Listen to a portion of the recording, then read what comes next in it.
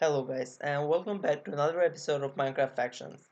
Today, as you can see, we're actually on the main lobby waiting for Heroic to reset. It's gonna be probably like an hour and a half before reset happens.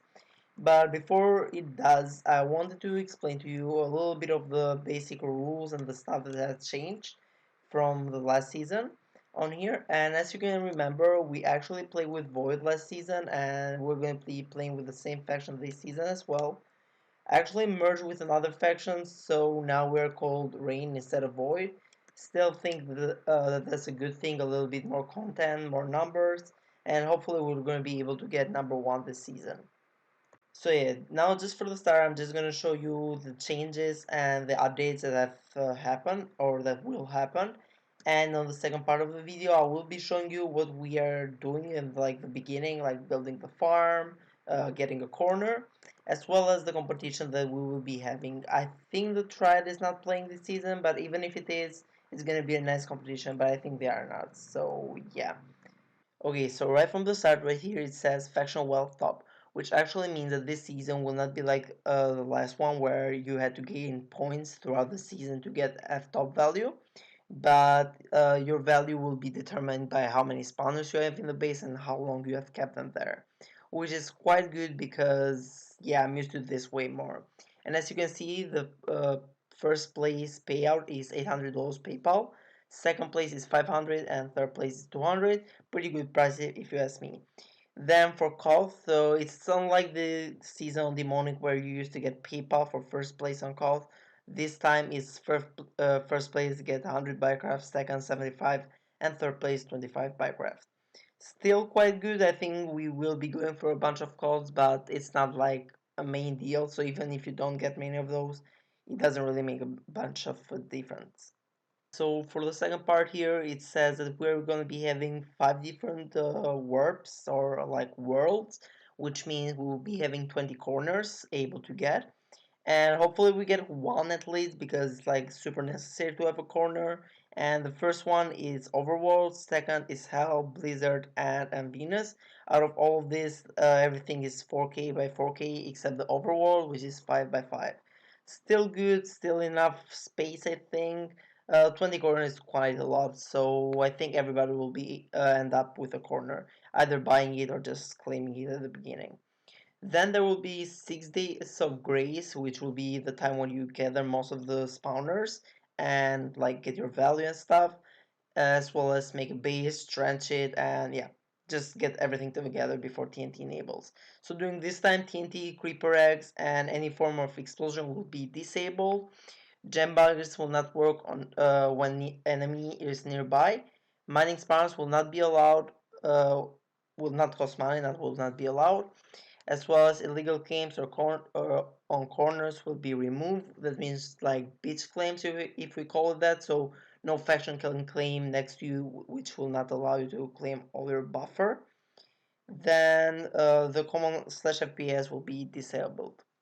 So this part is quite important actually. So during the first 30 minutes of the map, flying will be disabled, slash wild will be disabled, and everybody will be invisible at spawn to reduce lag. Then this is like the main information that you need to know. Factions will have a 30-man roster and only 20 members online. So you will have 30 men on your roster, but only 20 of them will be playing at the time. So the whole faction will be called a 20-man faction.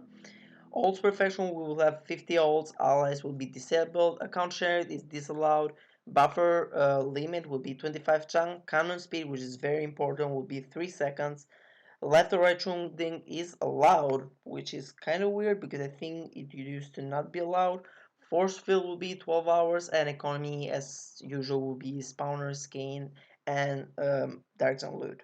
For the raiding timers, it's like quite like last season. So if any TNT blows up within your walls or like breaks a wall, you will not be able to gem patch within 20 minutes. After those 20 minutes, you can start gem patching. Then you will need 20 to from 20 to 60 minutes. You cannot place TNT, chunk busters, unclaim, or get shot by another faction. So another part is factional raid claims. They kind of made it easier to make your raid claims in order to avoid strikes. then your reclaim should be like 35 chunk away from the enemy core.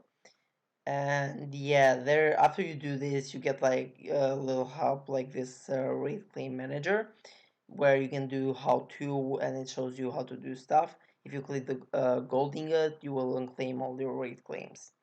Then there is this enchanter update, which means that we will not be able to have enchant dust anymore. But instead of that, if we trade our books, we will get actually XP levels, which will make us able to buy more books. Another feature is the double castle, which has been around for quite a while now. Castle 1 will give double MC MMO 250k for each member of the faction every 15 minutes, permanent resistant one, and access to dungeon mobs. Probably the first castle will be the best. Then the second one gives you double XP booster, access to custom dark zone fishing. Hopefully they patched it because last season demonic didn't work. It gives money per cash plus custom rewards, permanent region 1, and access to dungeon mobs.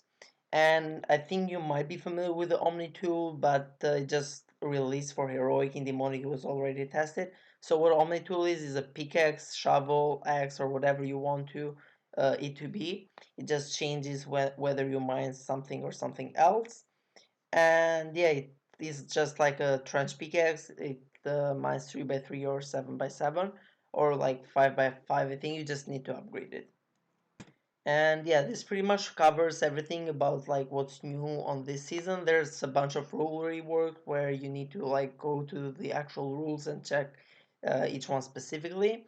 And there's like a big list which I don't want to read through all of it, but I'm just gonna go through some like important ones.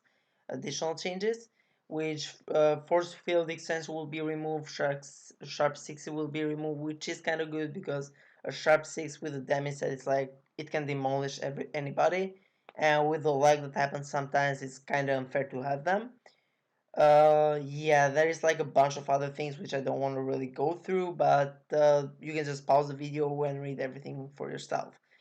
This was the part when I just explained this, like the new rules, and yeah, I think I will be back when I start just on the new season, tell you the competition, and yeah, the progress that we will do on the first day. So it's been quite a while since the last clip, probably like 4 or 5, maybe a few more hours than that. And it's been like a few hours since the reset happened. We have a cane farm set up, got a corner claim. Actually, I was the one to claim it, and right now I'm gonna do some G-Kit bosses. I bought 5 G-Kit bosses for like key. I think it's key. Yeah, I bought 5 G-Kits boxes for key G-Kits. I don't really know how they're called completely. I was gonna buy token G-Kits, but they were like, they needed PayPal to get bought. I had only Buycraft, so yeah, this is like the second best thing I could have gotten. And yeah, I'm gonna do like a time lapse of killing this. I'm probably gonna explain the other things like the cane farm and show off the other stuff on the next episode because this episode was long enough with what happened already. So yeah, hope you enjoyed, and yeah, see you on the next one.